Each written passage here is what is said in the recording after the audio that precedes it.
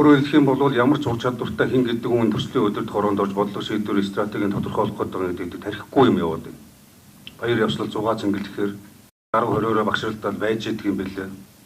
Ажил асуудал шийдлэхээр алга болчдгоо болсон дээр шүү. Бид энд ажил явуулах гэж байгаа шүү. Төрийн захиргаа удирдлагын газар гамбалдаар та наад хүмүүстэй ажиллаа хийдэг тэр байх газар нь байлгаараа байх цагтна. Тэргүүлэгчтэй хурал гэдэг чинь зүгээр нэг тийм эзэнгүү нэр томьёо батлаа сууж идэг тийм дампуу хүмүүс биш. Зөвшөлдснөөр тийм яамны хүн орно. Зөвшөлдснөөр тийм төлөөлөгч гэд эцдүүд нь хаана вэ?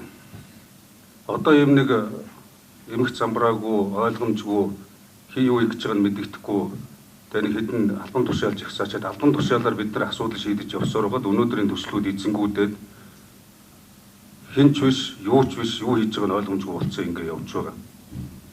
Энэ төсөл 2-3 жил эзэнгүүдэж явж ирлээ. Одоо яриад байгаа тэр BRT энэ гэр хорооллын дэд үтсийн хөтөлбөр гэдэг юмнууд ч одоо эзэнтэй болгоно.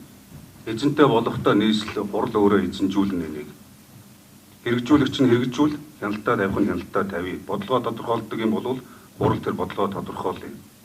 Эзэн биегүй асуудалд одоо ингэж нэг тийм хэлбэр маягаар хандахгүй. Би бол ийм эзэнгүү нэр батлахгүй албан тушаал.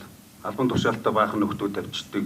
Хүн болгон хороо болохонд орцсон хүрдэггүй.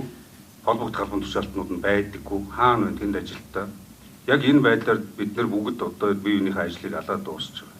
Тийм учраас одоо энэ хүн болгон хороонд ордог өдөрт хороонд тууз орно гэж орохгүй юм байхгүй, гүйцэхгүй юм байхгүй, зүгээгүй нэр томьёо албан тушаал байхгүй, оролцдог юм байхгүй, шийддэг шийдэл байхгүй юм л болж. Одоо хэдүүлээ ингэж явахгүй.